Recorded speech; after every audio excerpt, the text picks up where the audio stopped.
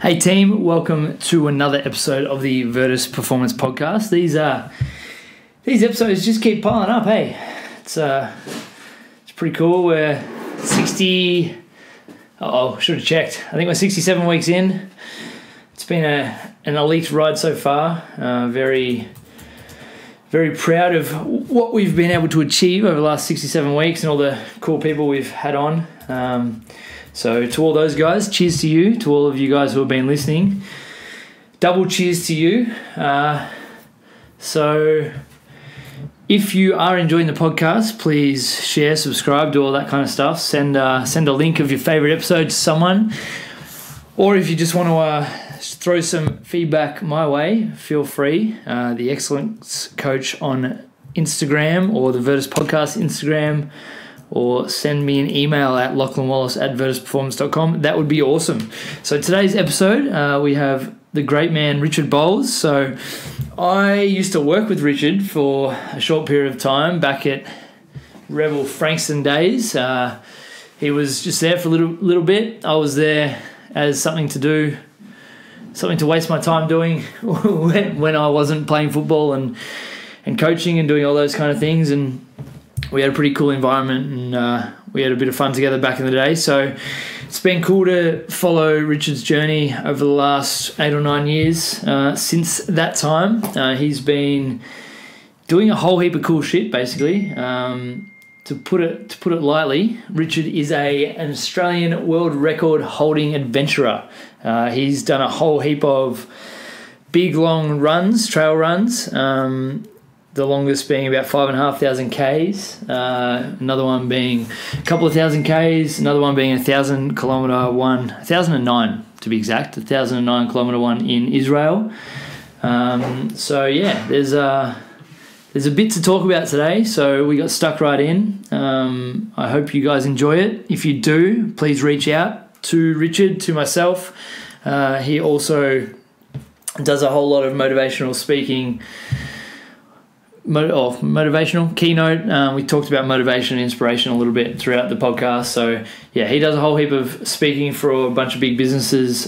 He's featured on Sky and CNN and Sunrise and 7 News and a whole heap of cool stuff like that. So yeah, let's get stuck in.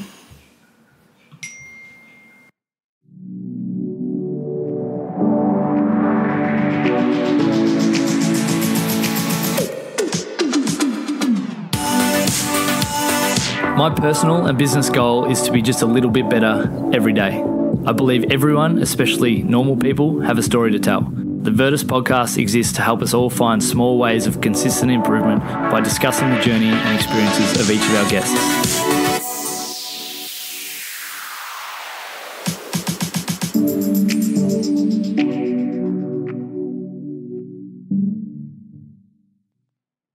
People want mistakes. Yeah, 100%. I was doing a video for a client the other day. I was walking through Melbourne, and the guy was walking backwards through the crowd. Yeah. Delivered this bit of a workshop thing I was doing, and the cameraman bumped in the thing, and he was like, and he says, "I'll switch it off." I said, "Keep it rolling. Yeah. Grow up. Just adapt to the situation, right?" And we kept it in there. So it sounds really good, and people fucking love it. Yeah. Like the guy trips over, and he's like, "Fuck." Well, it's real, right? Yeah. Because then there's no... Yeah, I used it as an angle. I just went, we're talking about adaptability. Now's the time to adapt, man. Get on with it. Get up. Beautiful. Don't worry about it. I love it. Richard, welcome to the podcast. Mate, how you going? It's good to fucking see you. Whoa, I love it. It's been a while. F-bomb, 7 a.m. I know. Is that due to because you're having a little is this normal for you? This little secret recipe that you Mate, not even a little bit. So here's the deal. When we come in here for a podcast, people will notice the gin shelf and notice the bookshelf, and I'll off the cuff say, "Do you want a gin?" And if people say yes, then it's go time. regardless of the time of day. Yeah, it's 7 p.m. as far as everyone else knows. Whatever time of the day is, whatever time of day you're listening to this. 7 a.m. I like it. Just prove the point here. Good. First question for you: what gets you out of bed in the morning?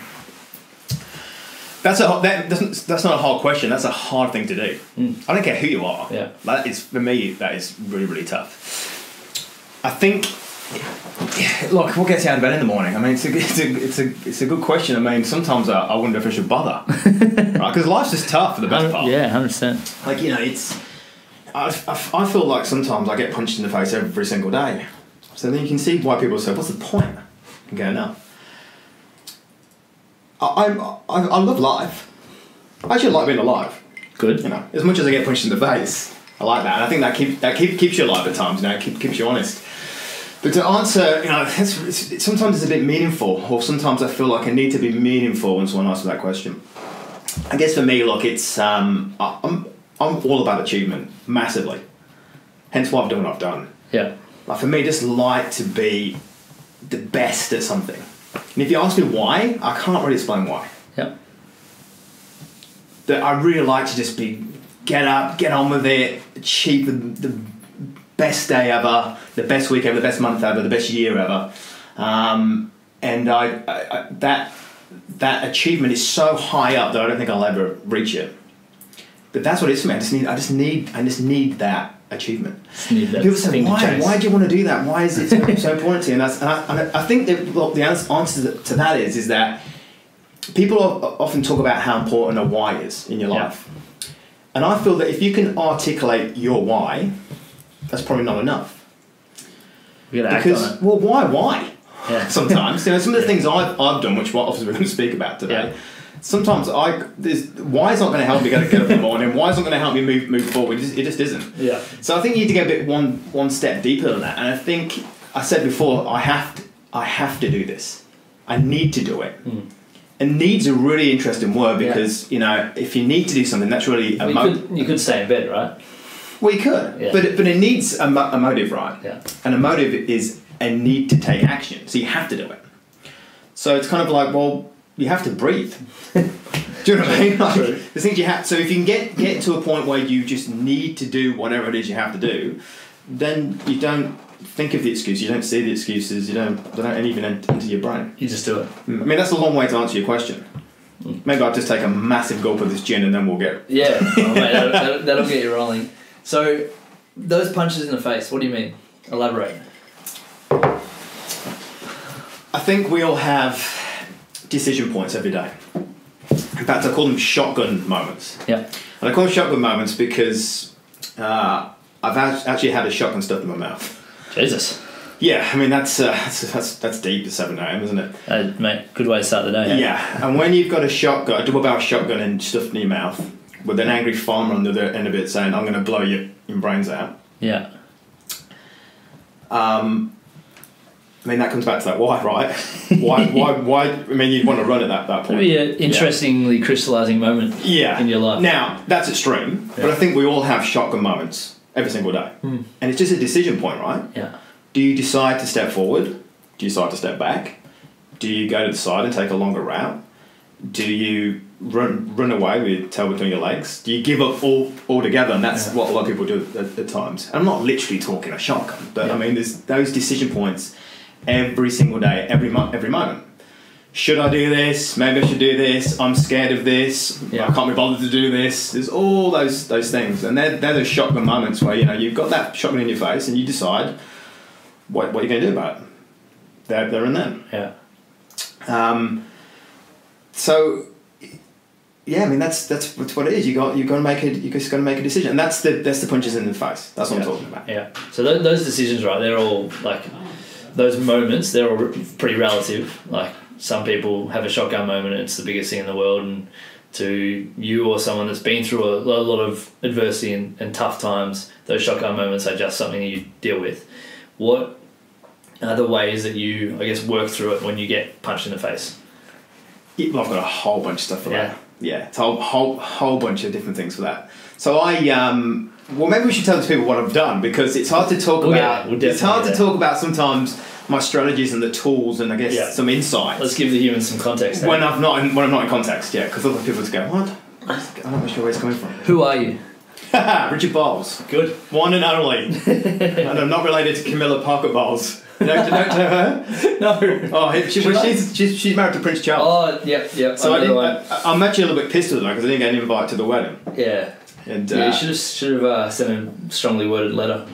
Well, I was thinking about it, yeah. But then I'm kind of glad I'm not related to her because she's probably fair. Could be friends, mate. Relatives. Yeah.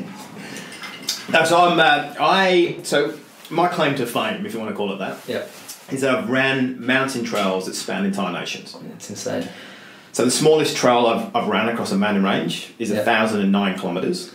Yep. And that 9 extra kilometres is definitely, I have to say that. That was probably relatively tough, that part, that part, probably 9 Ks at the end. And the longest I've done is almost 5,500 kilometres.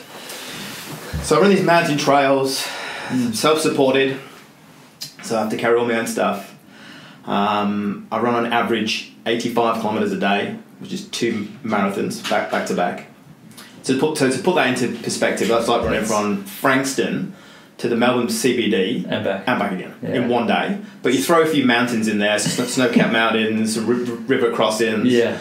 Crocodile-infested rivers, missiles in the Middle East, the guy with the shotgun, which you mentioned before. Definitely. And I guess the easiest way to sum it up, and I think CNN probably did this the best, they said, Richard Bowles is a hybrid of Forrest Gump meets Bear Grylls. And I hate it because I guess I'm whatever that love child is. Yeah. That's a fucking weird love child. That's a weird love child. I hate the term because obviously most people have seen the... You just want to be Richard Bowles, right? Yeah. And of course everybody's seen the movie Forrest Gump, right? But he's not that smart. Bear Grylls is fairly intelligent. Well, Bear Grylls I don't mind so much because he's English and I'm English. He's an adventurer and I guess I'm an adventurer. And he's kind of muscular, good looking, and you get my point, right? Yeah, you're fairly muscular and good looking. Exactly, right. But the thing is, he's famous for drinking like his own wee and eating all sorts of weird stuff. I'm not that guy. Do you know what I mean? I'm just not. You could be. I could be, but I'm not that guy. I am just Richard Bowles. Yeah. So, I don't know. Let's go back to early on. How does one get to the point where they're standing at the start of a 5,500 kilometre trail and going, I'm going to run this? Do you want the thought process that goes into that, or do you want kind of how do you get to a level where you're able to run 2 marathons? Yeah, give me that level, and then we'll talk about the thought process and the mindset stuff. In some ways, you get there by accident, but you actually don't get there by accident. Of course you don't, right? Of course, yeah. But so I actually started. I've been in Australia 19 years this year. So I'm Australian now, mate. And I completely don't sound like it at all. Mate, getting there, I reckon. And I didn't do any kind of exercise at all, really. Really? I travelled through South America for 8 months on the way to come and live here in Australia. Yep. Done a whole bunch of travelling before that. Did some bunch of long distance hiking through Patagonia and stuff. I guess that got me kind of interested more in the outdoors. Yep. And I found myself trying to do those trails as quick as I could. Hiking, but trying to do them as quick. So if they said, look, this is a 4-day trek, I said, well, I'm going to do it in 3. Yeah. So I was just wanted just to try and be whatever it was. Then when I got to Australia, I threw myself in a corporate sales career. I did quite well, but there's a whole bunch of eating and drinking that goes with that. Yep. And I just blew out. Biggest I've ever been. So I thought I need to do something about this. So I did get a personal trainer. Yep. Living in St Kilda at the time, running around every time I drive past the lake now, but you look at Albert Park, you're just like, this is the worst. That was torture. Yeah. But this guy got me in shape, and he said you should go and do a fun run. Fun and run together. It's an interesting term. Yeah, absolutely. So I entered myself in a 5k fun run. Actually did alright. Kind of enjoyed it. It was actually quite fun. Good. Actually, I'm quite fit now. This is alright. So is this early on when you're in Australia? So yeah, this is way early on. 18, 19 years ago? Yeah. Long time. I can't remember the exact dates, mate. Yeah. It was a long time ago. So I and then I did another 5k, and then I found this. Then I did 10k, and then I found myself actually coming in kind of top 20. I was like, wow. Not bad. This is a guy for like as fat, was a kind of a fatty kind of guy. And I've got no professional background in running and stuff, and I'm kind of starting to place. So I started taking a bit more seriously, take my training a bit more seriously, and then started placing top 5 in fun runs. Mm-hmm. No big deal, it's fun runs. Yeah. So I thought, I'll take a coaching course in running, and I'll learn all the tricks, and maybe this is a career, right? Yeah. Nah, it wasn't. I didn't go anywhere with that. But look, what happened was basically it went from 5 to 10, 10 to 15, the half marathon, the marathon, the usual progression in running stuff. I remember the first marathon I did, people said to me, a marathon will change your life. I remember when I crossed over the finish line, I was massively disappointed because I felt my life was exactly the same. Yeah. It's not until I look back now and go, I actually did change my life. Because from that moment there, I went on to do some bigger distances. I was running the mountains, doing ultra marathons competitively. Yeah. I got sponsored and stuff, and then I started moving into my own kind of projects and putting these big projects together. Yeah. And that's ultimately how I ended up on the start line. That's insane. That's it's a cool progression, that because a lot of people like do the fun runs, right, and love that, and maybe do a 10, maybe do a half. Like few would do a marathon and go, you know what? There's more. I should be disappointed in myself for doing a marathon. 42. Okay. What's next? Like, what was it just a natural thing progressing up the distances from like a marathon to an ultra, or was it something that you're like, you know, obviously achievement being something that's so... Well, achievement is what it's about, right? You know, because even now I look back on some of the stuff I've done. Like, I ran 5,500 kilometres. I've never really recognised it as I did that. So like, even today, like I go to organisations and, you know, businesses and stuff now and speak. Speak was what I do now. Well, you say that, and it's got some weight to it. Yeah, but I just don't go... I just, you know... And I like the fact that I don't take it too seriously, if you like, because I feel it keeps me humble. I like to think it keeps me a bit more humble. But at the same time, people go to me, man, you've done some... you don't even acknowledge half the shit you've done. And I think that's why I did so many long-distance trails like that, because the first one I did was the 5,500. The Bicentennial National Trail of Australia. The longest march around the world is the first one I picked. That's cool. And then I was like, that's not enough. I went to New Zealand, that's not enough. Israel, that's not enough. You know, I mean, just went on and on and on. Yeah, that's super cool. Is there, like, we'll talk about all the ones you've done, but is there one that's still on the bucket list or still to come? Well, like, interestingly enough, what's next? People always ask this. Do you know when most people ask that question? What's that? Is the media when you've just crossed the finish line? They ask you what's next? Just ran 3,000 kilometres in the mountains in New Zealand. Oh, what's next? I'm going to go what's next? Yeah. And I was punching you in the face, that's what's next. You idiots. What a question's that? Well, it's interesting because, like, the reason I went to that question is because that drive to do something else is obviously fairly strong within you, and it's something that... Yeah, massive.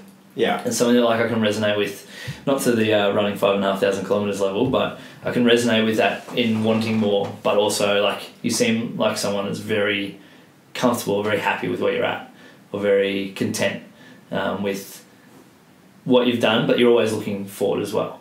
Yeah, cool. Yeah, maybe. No, maybe I'm not content with what I've done. Okay. That's what it is. Yeah, I'm not. But I think you appreciate what you've done. Maybe. Yeah. I mean, but then there's what's next. Like, it's not you're not gonna sit on your hands and go, yeah, I'm done now. There's that drive to go. I think it's when you've done it though. Yeah. I think it's because I did it. So it's just kind of like, well, yeah. You know, it's like it's fair. Everybody else is like, oh wow, tell us about that. It's like, well, I just did it. So yeah. I don't find it such a... How long did you kind of plan them out, the big ones? Well, actually, that's interesting because the ones later down the path weren't really planned at all. It's planned, right? Yeah. And that's one of my big things. I think people spend too much time in planning mode, and I think sometimes you just gotta go and do it, right? So when you decide to go and run 5,500 kilometres in the mountains, it takes you the best part of 6 months of your life, right? Every day out there. How do you plan for that? I mean, logistically, it's a nightmare. Yeah. How do you train for that? That's another big question. You can't, like, if you train for a marathon, for example, you will run probably 30, let's say anywhere between 30 and 38 kilometres. Yeah. Is your longest run as you go through the training, which pretty much tells you can run 42 kilometres. If you can run 38, you can run 42, right? Definitely. But I can't go out there and run 4,000 kilometres just to see if I can run 5,500. Do you know what I mean? Like, so it comes to a point where you just go, well, I don't even know if I can do it. Yeah.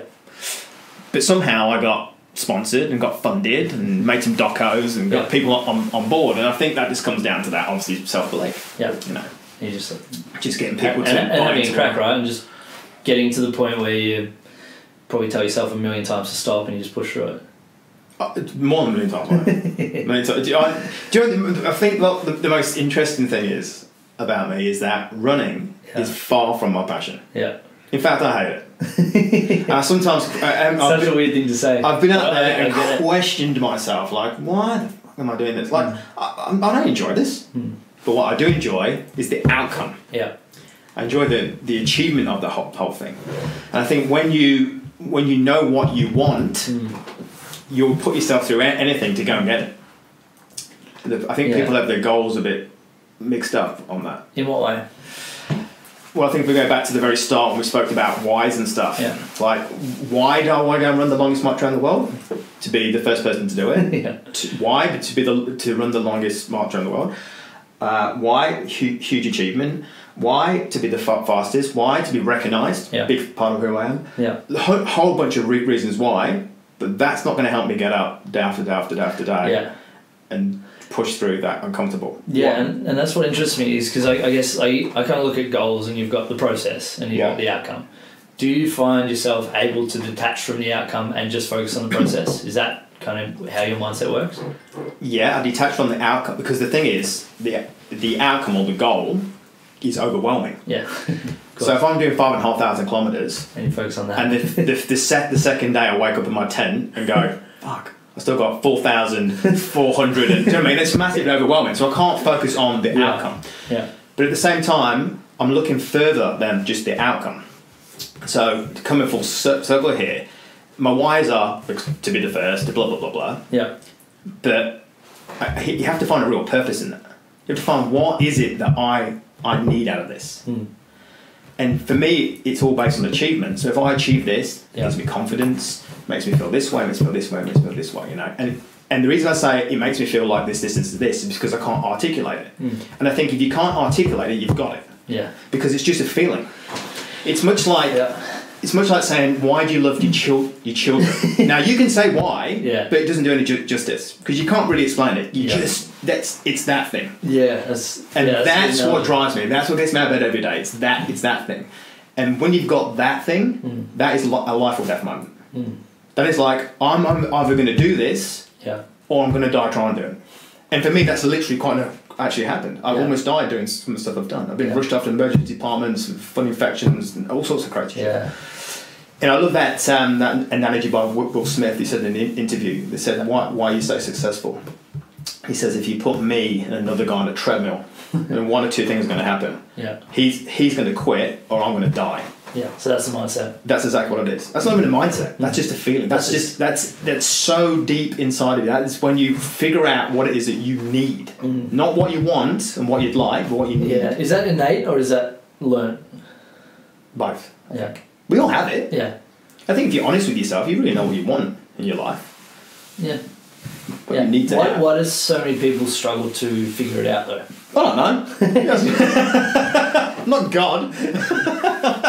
Well, have a crack. What do you think? I mean, it's well, I think we buy into this why idea. I think it's the why thing. So we don't go deep enough. I don't think we go deep enough, and I think you need to keep asking yourself why. Mm. So I think if you ask yourself enough whys, and you need to do this on your own because you're not going to be honest with everybody else. So I've sat down with some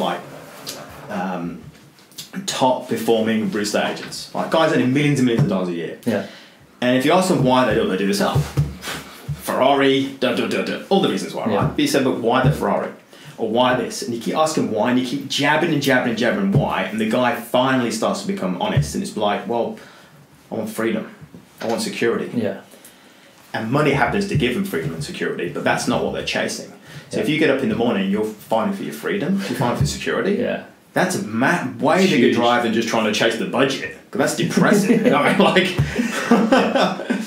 that's what happens to me every single morning. That's what makes me jump out of bed in the morning is the fact that I go, it's that feeling, and I don't think you can explain that, not properly, not to give it justice. I want you to try for me. That feeling, is that something that you get to, or is it something that you're forever chasing? Or is it a bit of both? No, you won't get there. Yeah, so it's something you'll never really get. No, not even close. Yeah. Not even close to it now. I like that. And it changes in some ways. Yeah. Well, you have a different feeling about whatever it is, but it's always there. I'm feeling it. Speaking about, I feel it now. Yeah. And I keep pointing to my stomach here because that's where it gets me. It's like... Well, mate, as you're talking about achievement, I'm feeling the same thing. It's just yeah. And it's interesting, you always see these people, not always, but you do see these people, and it's not the people that you think they're going to be super motivated and driven and stuff. But when you just sit next to somebody, you sit in their eyes, and they can't explain that. It's just you just know, like, this person is going places. They know where they're going. Because when you get a feeling like that, it gives you a tremendous amount of clarity. It gives you so much I'll give you an example. I did this project in Israel. That was 2009, across the deserts. And I was going to do it in 14 days. And as you can imagine, stifling hot in the Negev desert. No shade. I had to worry about hyenas, scorpions, snakes, all the usual stuff, right? Water, just the usual stuff. Usual stuff, right? Water, of course, is a huge problem for me. Finding water, food, I can kind of go without. Day one, and about 40 kilometers into this 85k day, and I bump into this little goat. What they call him, goat shepherd. Yeah. And say, hey mate, how you going? He actually spoke a bit of English. He's like, hey, hello my friend, hey, how you going? What are you doing? I had shorts on, backpack. Yeah. I said, I'm running your national trail. It's 1,009 kilometers long. And he looked at me like, why the fuck are you doing that? What are you doing? I said, you guys, my friend, that's crazy. That's really, really crazy. Now, I know he sounds Italian at this point. He's not. He's an Israeli guy. But he, and I said, it's not really, because no, what you do is absolutely nuts. And then, all of a sudden, boom, missile flew over our head, and boom, in the valley next door. Yeah. And I'm like, holy crap. Yeah, that's insane. And it's like, you think what I do is crazy. Yeah. This is a crazy situation. Yeah. And then again, another one. Boom! Boom. This is day one. Yeah. 40 Ks in, like, oh. And this guy was kind of like, no, it's normal. It's the Middle East. Relax, no problem at all. That's such a... So then I ran that next part of the trail really, really fast. The day after that... Understandably so. Yeah, the day after that, I wake up, one of my foot's quite swollen. Yeah. Now, people say, what's up with you, man? Like, you're running these distances. But, I've done a few of these at this point, so I'm kind of experienced. And I was like, that's a bit big. And I had to push the back down of my runners like you do. So I wore it like a croc. Yeah. To get my foot in. And the laces were undone. Hobbled through an 85k day, really bad.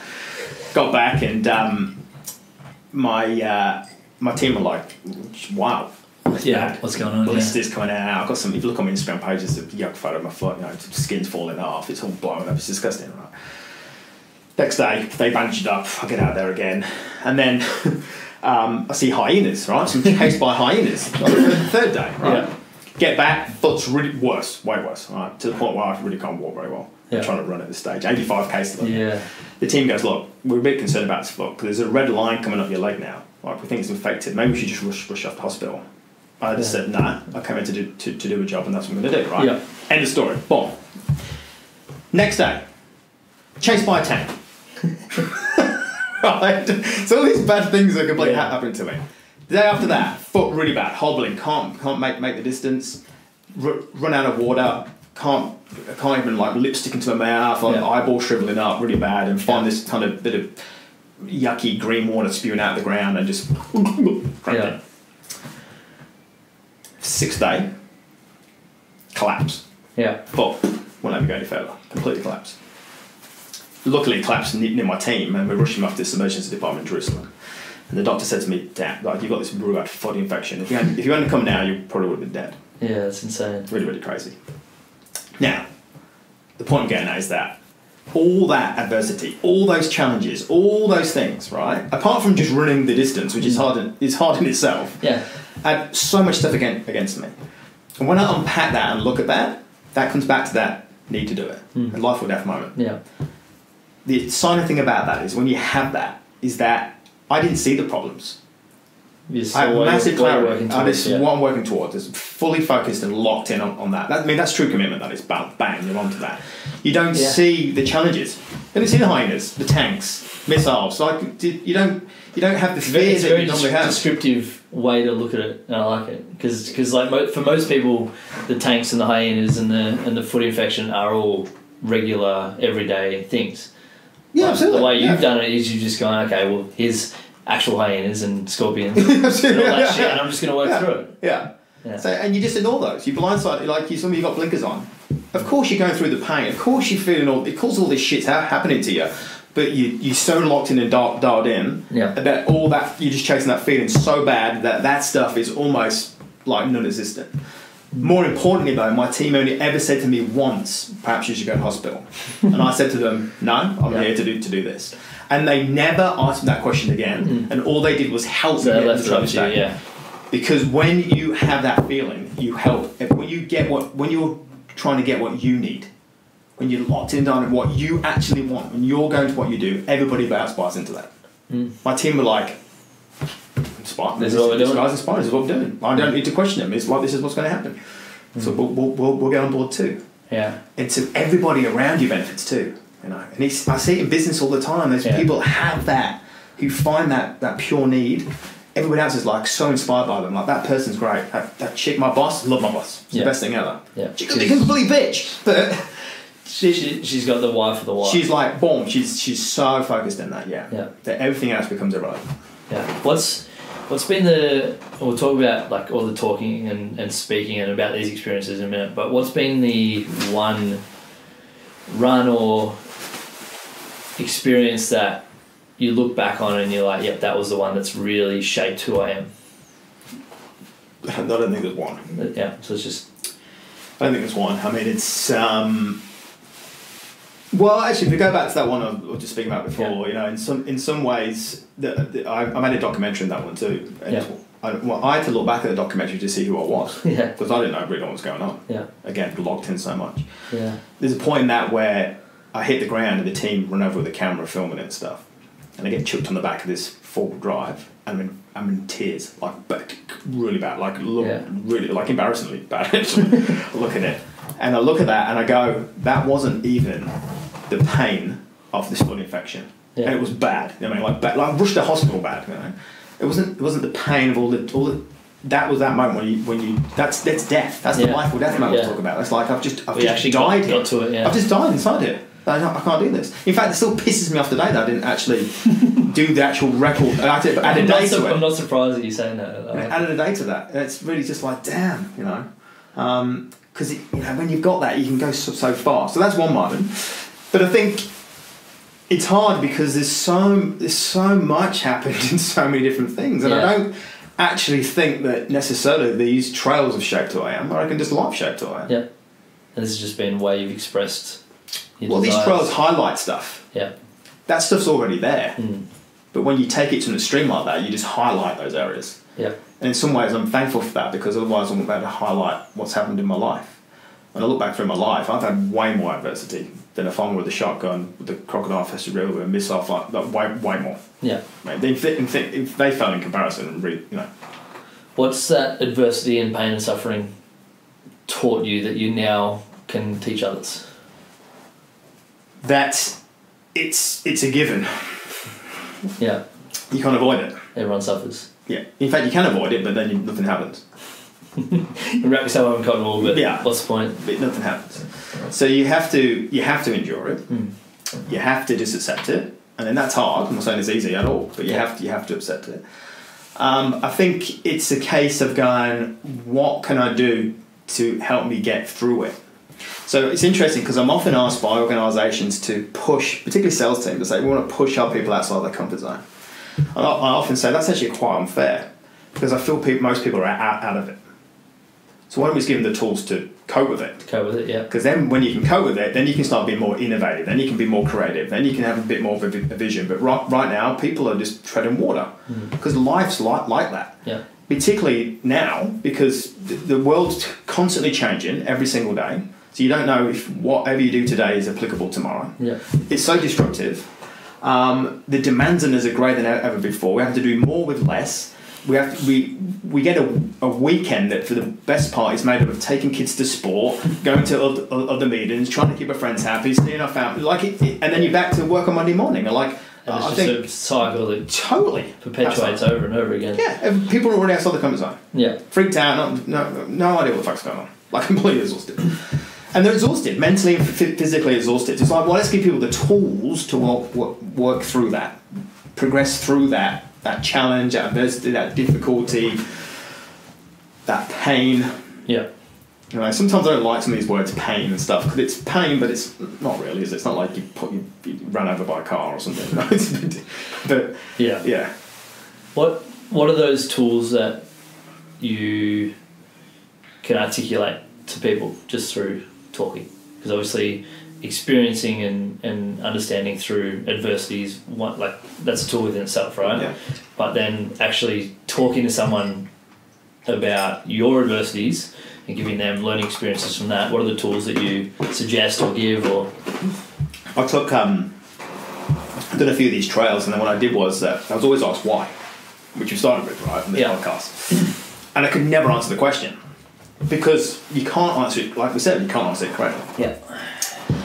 So I used to make it up or just tell people what they wanted to hear, which is completely local bullshit. Yeah. Just make it up. So what I decided to do is go and find out why. So I went and researched this whole with a whole bunch of psychological experts. Quite fitting, some people think, but from sports psychologists, clinical, everything you can imagine, like right across the country, right to the point where I did this thing called past life regression therapy. Okay. You've ever heard of that? No, talk me through For it. those people that don't know what that is, that's when you get hypnotised. Sounds hectic. And you go back into the life before the life you had today. Okay. Right. Whatever, if you're into that. And apparently I was a horse. Oh, there you go. Yeah. I was kind of happy with that for some reason. Mate, I've been wearing tighter jeans since then. Yeah. Good. So I did this 360 approach. I wanted to figure out why. I'm trying to find out why I made me really depressed. Yeah. I said, this is ridiculous. And most of the experts said, doesn't matter. Just because. Yeah. That's okay. Just Yeah. because. There's nothing wrong with that answer. Yeah. So then I went, okay, well then how has this everyday guy done this? Because as you know me. I'm not. Yeah. I don't consider myself being an athlete, an adventurer, some sort of freak like it. Well, they're just labels we give ourselves, right? Yeah. I'm just an everyday person. I don't enjoy the running part. I'm not super lean. I'm not like Steve Monaghetti. I'm not that lean Kenyan athlete you think of. Like I'm a chunkier guy. In fact, I came just kicking the legs over. last week I came off a stage in Singapore. Yeah. And a lady came up to me and she said, "Oh, Richard, you're right. You don't look like a runner. You don't look like an adventurous. You look more like a retired boy band member with the hair and stuff." That's actually a great call. I thought it was a great call too. Yeah. So I did all this research and I tried to figure out, okay, well then how have I done it? And what it comes down to is that it's all about adaptability. Just adapting to situations because you can't change them. Yeah. So you just need to adapt to them. So it's understanding what you can control. Yeah. Yeah. And there's different little tools and different situations where I do that. Yeah. But for the best part, you can actually predict. Most people can actually predict what's going to happen in the future. Yeah. To an extent. Yeah. Meaning that I know when I decide to go and run 5,000 plus kilometres that at some stage I'm probably not going to give up. And your feet are probably going to get sick. And they're going to be sore. And I'm going to be tired. And I'm going to be pissed off. And I'm not going to be bothered. And there's the list goes on, right? Yeah. You can ask a 5-year-old what would happen and they'd tell you the same thing. Yeah. Like, you don't need to be a rocket scientist to work it out. The cool thing is that if you are honest with yourself and go, okay, I've got this day ahead, right? I'm on a diet. Let's take it back to your listeners. I'm on a diet. Lucky time I've got to be on a diet. And I know it's Christine's birthday today, Friday in the office. Mate, I tell them to treat themselves. Well, and there's going to be cake, right? Yeah, 100%. You know that. And you know, if there's cake, I'm probably going to fucking eat it. Right? Yeah. You know that. Well, if you know that, why don't you do something about it now? Yeah. Why don't you in advance go, okay, what am I going to do to make sure I don't eat the cake? Yeah. Do I remove myself from the room? Do I call Lucky up and say, about to eat cake? Do I bring something? Do I bring something else? Have Yeah. water? What is it? Right. The interesting thing is, when you start doing that enough, be honest with yourself and the challenges you're going to come up against. When something comes up that you can't predict, by default, you're already prepared for it. Yeah. That makes sense? Yeah. So if we go back to what I mentioned about the shotgun, the road start, when a farmer stuck a shotgun in my mouth in the middle of nowhere and said to me, I'm about to blow your brains out, Yeah. what do you do in that moment? Yeah. You can't prepare for that moment. No, you can't. I can't predict that. Yeah. Oh, I'm going to go for a run and what might happen is, like, you can't predict that. But what happens is, because I predict most of my day, the fears, the anxieties, the procrastination, all the things that potentially will happen, at that moment, I'm actually more prepared than I think I am. Yeah. That's true resilience. Yeah. Now I can be resilient because I'm actually... that's a really funny situation, because when I unpacked that with the psychologist, they basically said that I didn't even mention the fact that I was scared or freaked out. I was actually really quite calm about it. I'm kind of cool. I cracked a few jokes. And Well, I guess it's one of those, when you're completely resigned to the things that are in your control and the things that aren't, that kind of situation is just another scorpion or another pack of hyenas. Like it's just something else you've got to work through. Yeah, and you do all those things that you've kind of trained yourself to do day to day. They all just come into action without even knowing about it. It does make me a hero, by the way. I'm not saying I'm a hero because I just cruise through and I was all happy and far from it. Yeah. The point is that when you acknowledge your reality, when something comes along that you cannot plan and you weren't prepared for, you actually will be prepared just by default. I think that's an important one, right? Acknowledging reality. So many of us find excuses or reasons or make up these stories in our head as to why something can't happen or why it shouldn't happen or why it's happened a certain way. And that kind of stops us from being able to see it for the way it really is. Yeah. And I think that ability to stop, take a breath, assess the situation and what's actually truthful, what's actually real, allows us to assess and then make a step forward and not get stuck. Yeah. Well, sometimes it can work in two ways though, right? Yeah. So you've got a goal you want to head for, and people say, I have these big audacious hairy goals, and that's all great. Until what? You've got to get out of bed early tomorrow morning, you've got to restrict yourself. And then do it again the next day, and then do it again the next day. And again, right? Yeah. That. So it doesn't work, because you're not accepted between point A and point B. You need to figure that bit out. Yeah. Right? On the other side of things, sometimes when you look at that point A to point B and all the struggle in that, you go, fuck that. Yeah. Which tells me that the reason for doing it is not the right reason. Yeah. Because what happens is, as we said before, when you need it, that bit doesn't matter. Yeah. When you really. But when you look at that reality and you start questioning, actually, I don't want to do it, then you didn't really want it in the first place. But you still question, even if that reason's there, right? Like, there would have been times during your runs, especially that 1009K one, where you're just like, what the fuck am I doing? What did you tell yourself, or what thought process did you go through when you were... I think you say that, but you don't actually mean that. Yeah, so it's like conscious versus subconscious kind of deal. Yeah. I mean, I also load myself up with a massive amount of accountability, like ridiculous amounts of accountability. Yeah. I feel like I'm accountable to so many people, and that works in two ways for me. It's massive amount of support, but it's also a massive amount of pressure. Yeah. Now, for the best part, of course, I'm in isolation. I'm out there alone. It's like a trade-off, right? Like, the more accountable you are to someone else and the more you don't want to let them down, the more support you'll probably get from them, and vice versa. Yeah, well, some people who I'm accountable to wouldn't know that I make them accountable to people. So if you think of a funnel, right, and at the pointy end at the bottom is you are on your lonesome, right? I think if you were to go about something yourself, you do struggle. Yeah, like it's definitely going to be harder. Yeah. I think if you go up that funnel, you can keep adding layers. So for me, my first point of call is always, well, I'm doing this for the people I love. I'm doing it, I'm accountable to my family, my partner, and my family.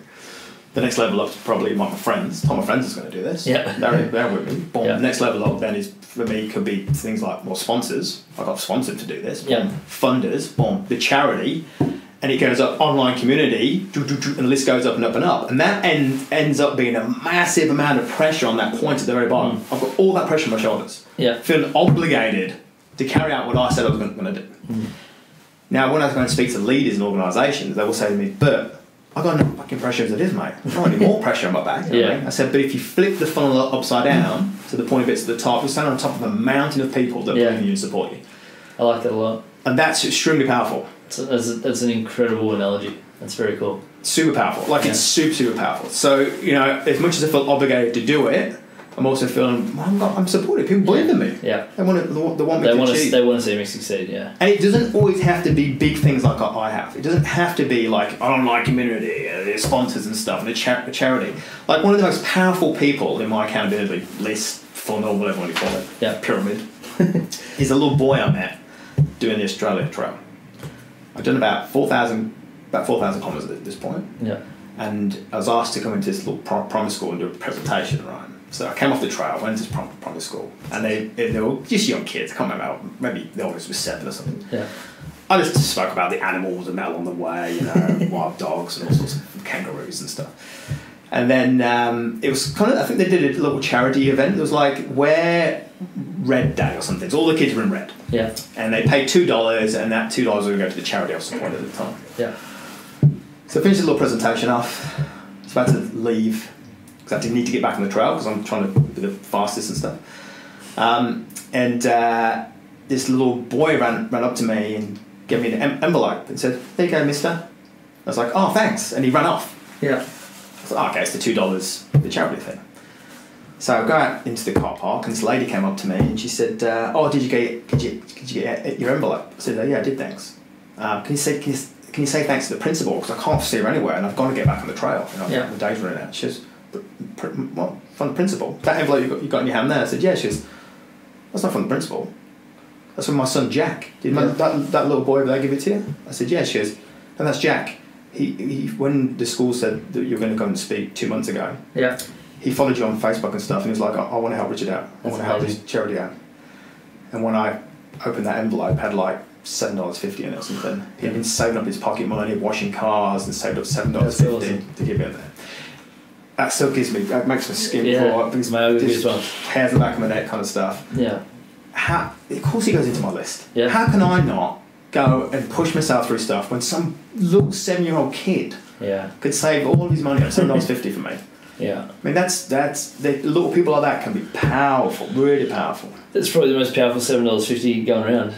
That's huge. Well, to the point where a week later I was standing on the banks of the Daintree River. Yeah. Everyone knows what Daintree River is famous for, right? Yeah. Mother-in-laws. That crocodiles. No, I got it. You just didn't want to laugh in case you was listening. At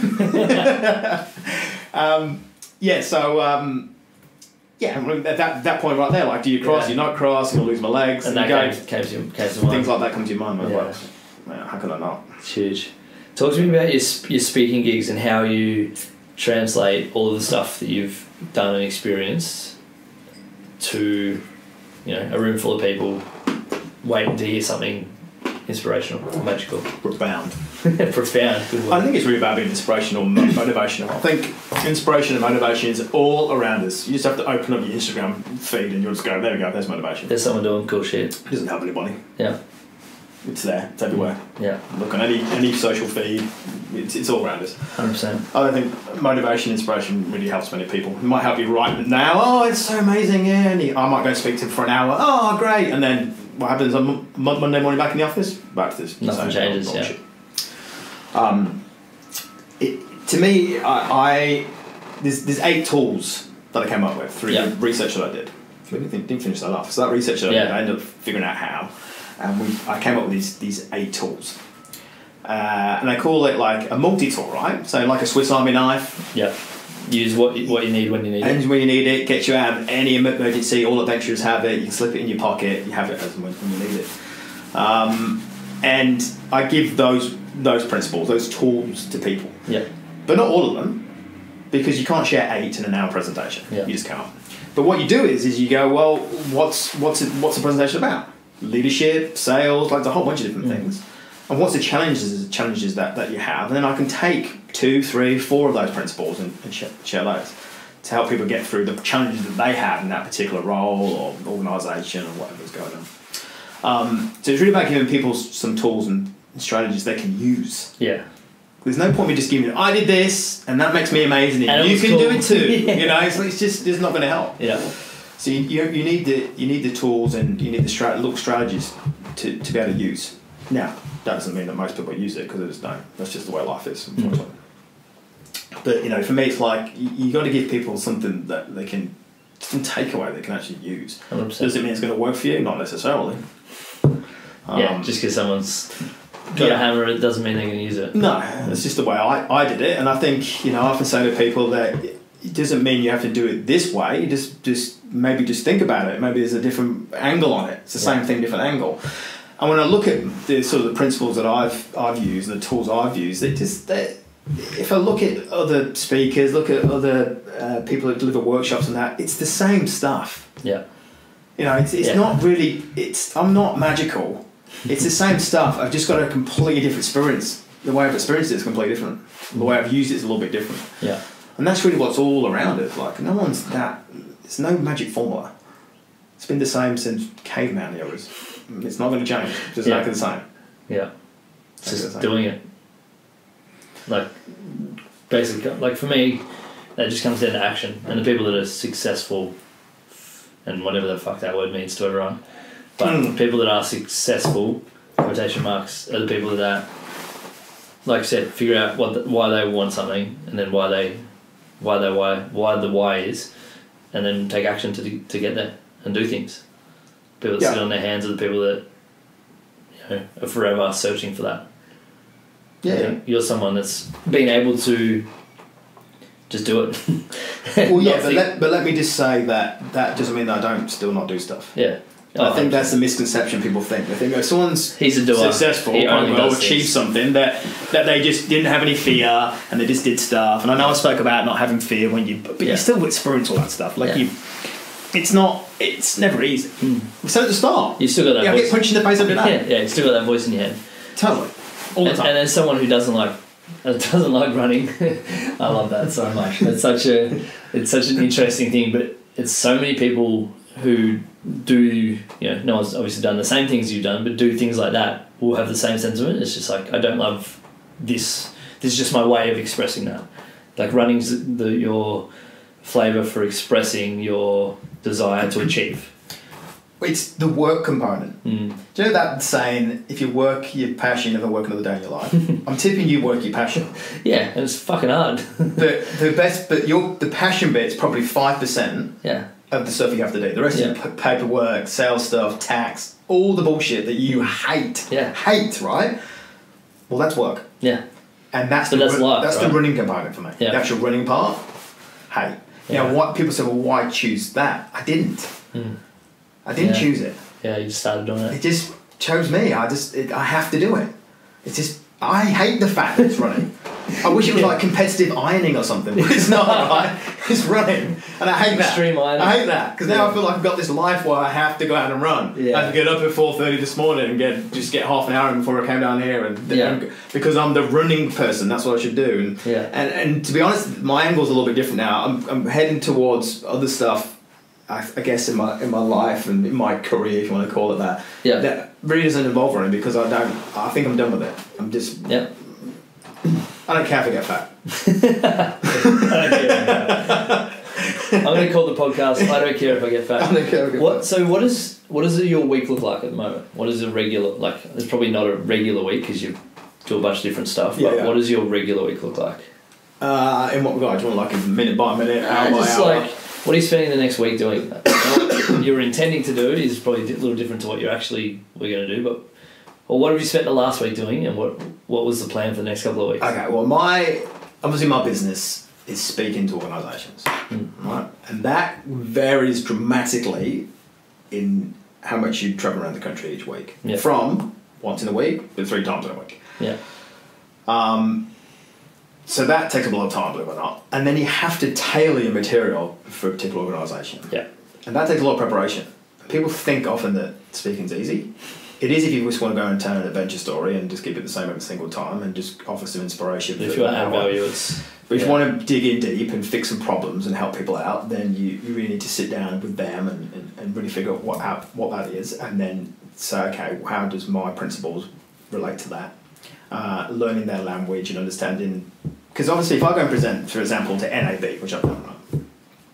And then the following week I go and present to Peter's Ice Cream, to the sales team. Yeah. Completely different language. 100%. The problems might be very similar, believe it or not, but the language around that's completely different. So I have to learn an industry language or learn an organisation's language and the way they word stuff, so I can word that in my presentation. Yeah. Then I understand them better. So a lot of my stuff is preparation. Rehearsing, speaking to myself at home office. Yeah. The neighbours just think speaking to them. Well, you don't become proficient at something if you don't sit there and practice, right?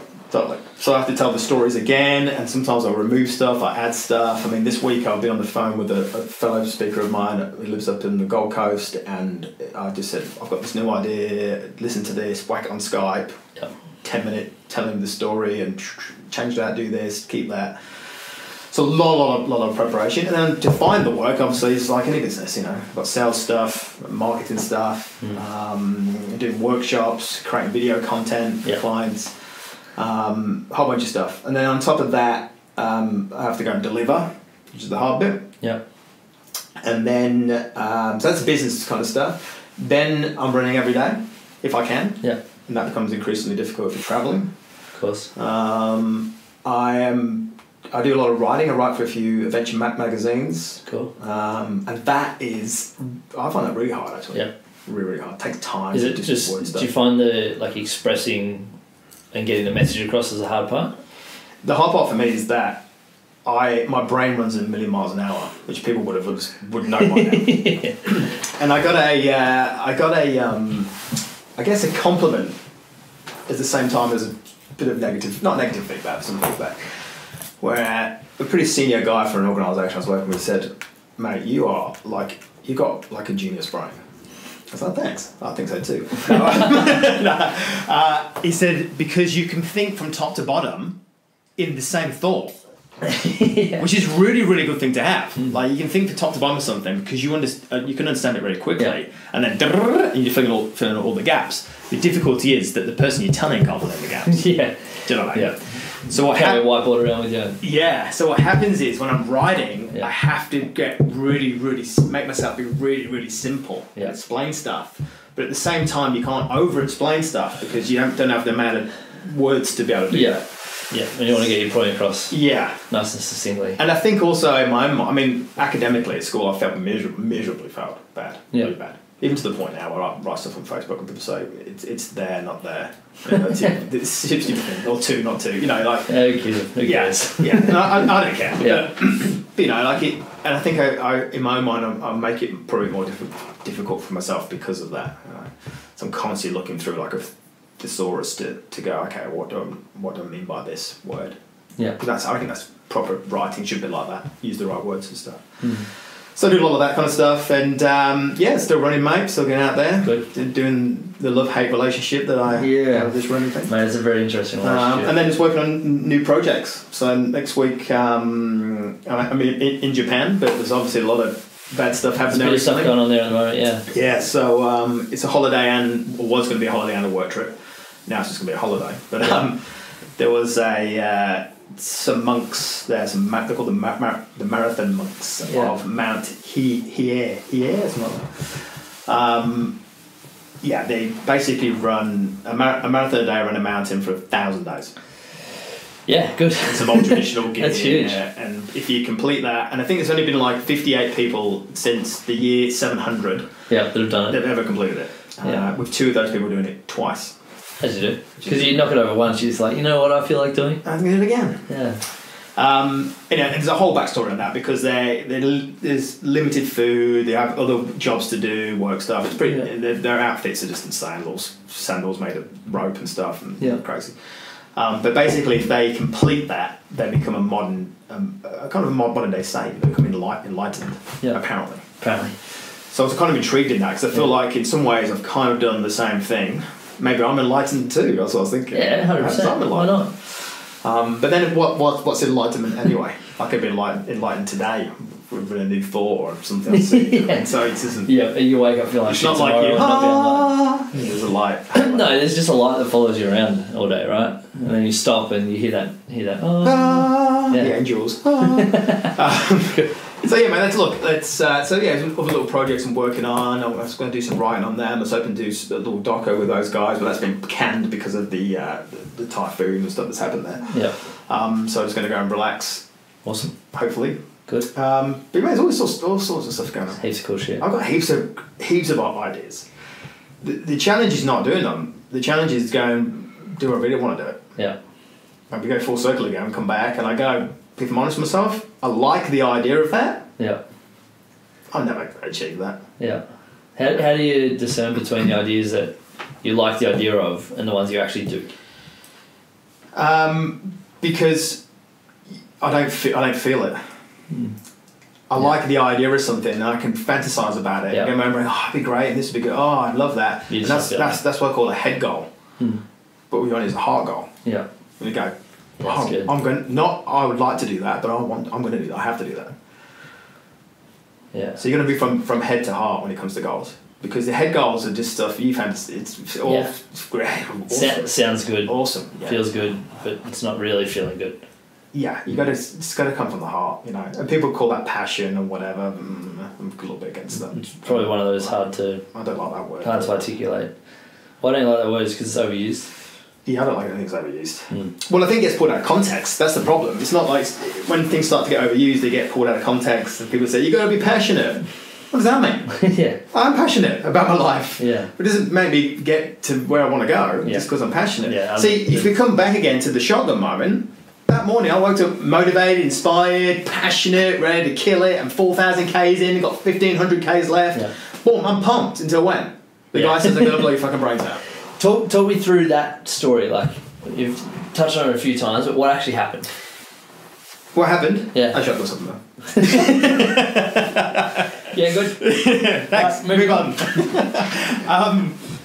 What happened then? Well, okay, so as I mentioned before, I was 4,000 Ks in, or something like, I don't know the exact distance, but let's say 4,000 Ks in a 5,500 K run. And I'm used to spending a lot of time on my own. I do have a team, a small team that looks after me, but I can see them every day or every week, depending on where the access is on the trail. Which means I'm very self-sufficient, don't see people. I talk to kangaroos and I talk to wild pigs and trees and stuff, because I have to get myself through it. Yeah. So I hadn't seen my team for a week. Pretty tired, run for 4,000 kilometres, mentally, physically, a little bit beaten up, hungry, ran out of food, a bit thirsty. I woke up this morning. It's actually the last day to get to the team, so I was that excited me. I was like, yes, interaction. Yeah. So I was pumped. I got up early, so I made my way across the hills and the mountains, and then I got to the brow of this one hill, and I saw this little kind of stone humpy hut, whatever you want to call it, with some smoke billowing out of the top. People! Oh my God, this is great. Interaction, I need to speak to somebody. Yeah. And it's always exciting when you meet people who live in the wilderness. It's just a whole... They're going to be a different kind of human. Wow, well, they're not really human, that's interesting. So as I approached this little shack thing, pretty excited, all of a sudden, this like pig hunting dog came bolting at me. Yeah. Like really aggressive, like... It was frothing at the mouth, had a big scar down its face. I whipped off my backpack and I was fending it off my backpack. It was chewing into my backpack. I was like, I was shouting at it. Yeah. Then out of the corner of my eye, I saw a guy chopping up some wood with an axe in the distance. And I was like, hey, trying to get his attention for this dog. And he did. And he dropped his axe and he obviously picked up a shotgun. And he came bolting towards me. And this dog chewing on my backpack aggressively. And the first thing he shouts out is, Fluffy, be quiet. Like, he calls a dog like that, Fluffy. This thing whimpers off, sits next to him. And then he said to me, and he just shoved the shotgun up to me and said, "Who are you?"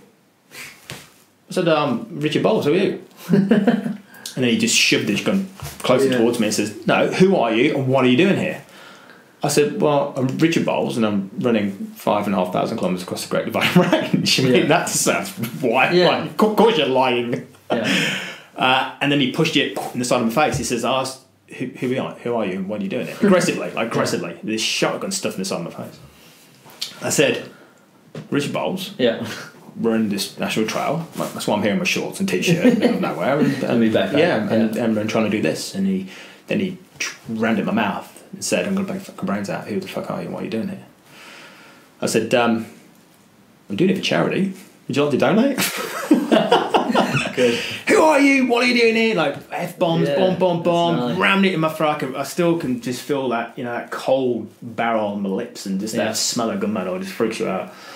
And he just shoved it in my mouth. And then we're just having this sort of backwards and forwards. Who are you? I was trying to explain, but kind of casually. I wasn't scared. I don't remember being scared. I don't remember being aggressive. Just like, "Oh, I'm this guy. I'm doing it for charity." And And then just went on like ping-ponged like that for a while with this shotgun round in my mouth, trying to mumble these words to him. And then out the corner of my other eye, I noticed he had a bit of an orchard behind this kind of wooden shack that he had. So I just said, "Hey man, I like your orchard." And he took the gun out of my mouth and he goes, "Do you know what, pal? I've been growing those mandarins for a while now. Would you like to try one?" Good. That's it. I said, "Yeah, sure. Yeah, love one. Best mandarin you've ever had? Yeah. No, well, the funny thing is, he went and picked these mandarins off the trees for us, and he's peeling his off and shoving them in his mouth, and he was so excited. Yeah. It's like, "Oh man, they've been blessed this year. They're sweeter than they've ever been. Look how orange they are." And meanwhile, I'm feeding mine to Fluffy, the wild dog thing. It's like the poisonous apple story. I thought, like, he's probably poisoned me or something. And then he told me all about this mandarins, and then he put his arm around me and he goes, "Anyway, me old pal, you down in my shack there's a bit of a gate. It's a lock gate. Just throw yourself over there, head down there, and he goes, and you'll be on your way on the trail. So thanks, man. See you later. So glad I bumped into you. Awesome. Shook hands. And I jogged over and I shook my leg over this gate. Ran pretty fast. Well, no, I shook my leg over the gate, and he goes out, anyway! I'm like, oh shit, here we go, guys. It's not me you need to be scared of, it's my neighbour. I was like, oh no. Jesus Christ. So I tiptoed. Yeah. I didn't run as fast as I could, I tiptoed for 25 kilometres to get out to my team. Did you find him on Facebook when you got home? Yeah, absolutely. Like, it's, look, I don't... it's hard to articulate that, yeah. But what happened there? But really, what it came down to, what I figured out, what happened is that I put so many things in place, day in, day out, that I was actually more prepared for that than I thought. And you become massively resilient, and all these little things, just the way I deal with fear kicks into place, anxiety kicks into place, keeping you calm. And when you're faced with these crazy moments like that, and these life-threatening moments to some extent, but when you're faced with those shotgun moments in your life, you need to make a decision. It becomes very easy, because when you start doing this enough, it's almost like you're about to fly above yourself like a helicopter, and you can see what's going on, what it is. So you can keep you calm, and you can see where you want to go, and you know why you're going the situation before you react. Yeah, and you're just able to deal with it in the right way. But the problem often is that we get confronted with stuff and we just go, oh, and we lose our shit. It's like, it gets all too hard. So we end up retreating, or just not bothering, or giving up, or whatever. Yeah. But for me, it was like, all that stuff, all these little tools clicked into place. And I was able to keep quite calm and figure a way to get through it, It's an incredible story. You can be, it's wild. It's just, when I think about it now, it's just like really, really wild. I got my head blown off. Good. By a guy with a shotgun. Now, one more question for you. Yeah. No, I'm not single. If this made that be fun with you. Yeah, good. If this is the last time you ever saw me, what's one piece of tangible information you give me to live the rest of my life with? Just get a life, Lucky.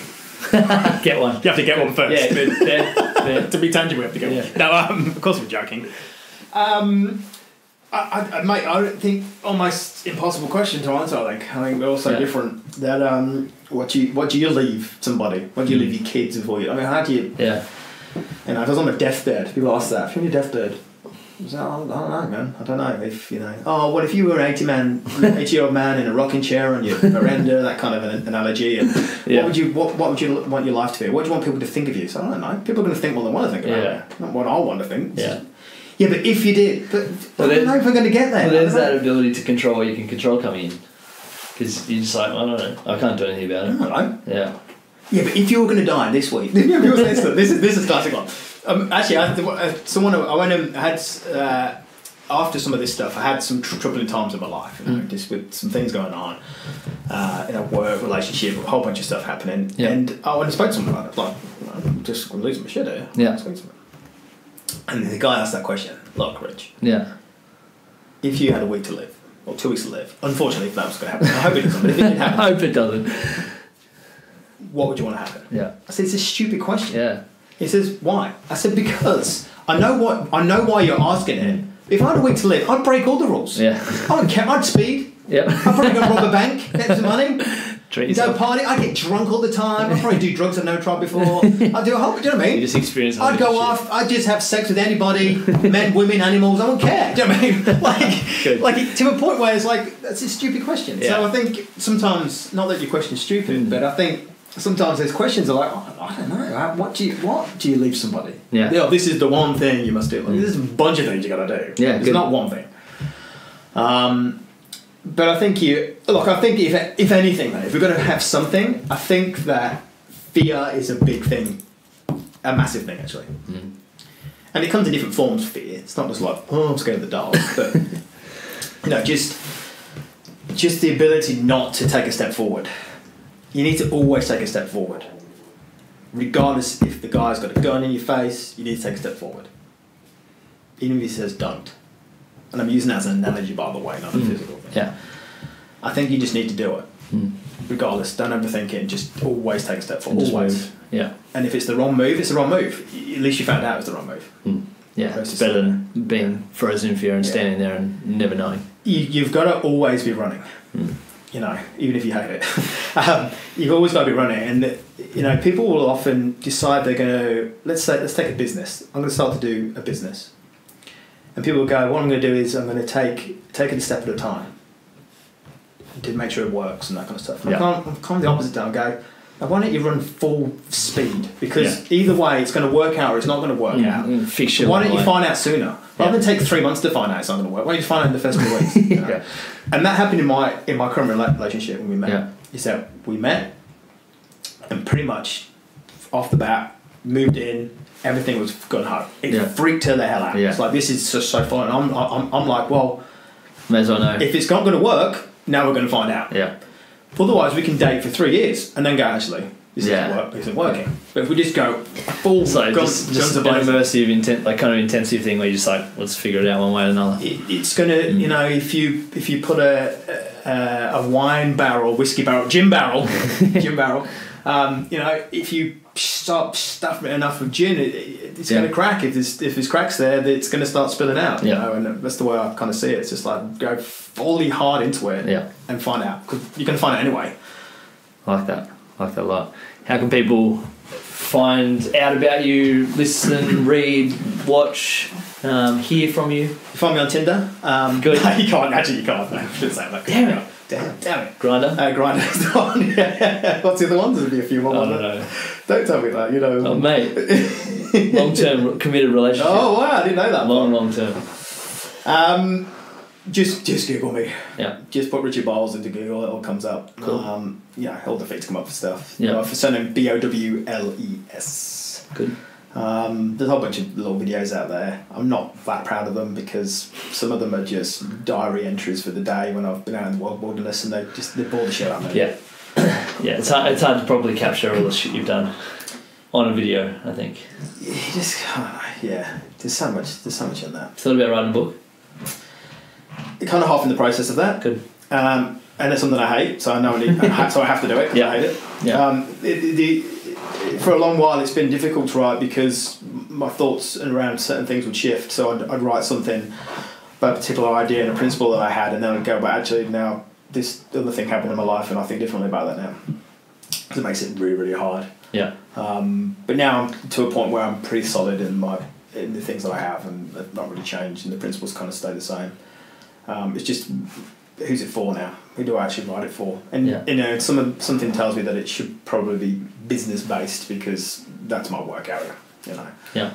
But look, business book or not business book, it's all the same shit. Same stuff. You just take what you need out of it. Yeah, 100%. I've got a friend who buys books just on the titles. Yeah.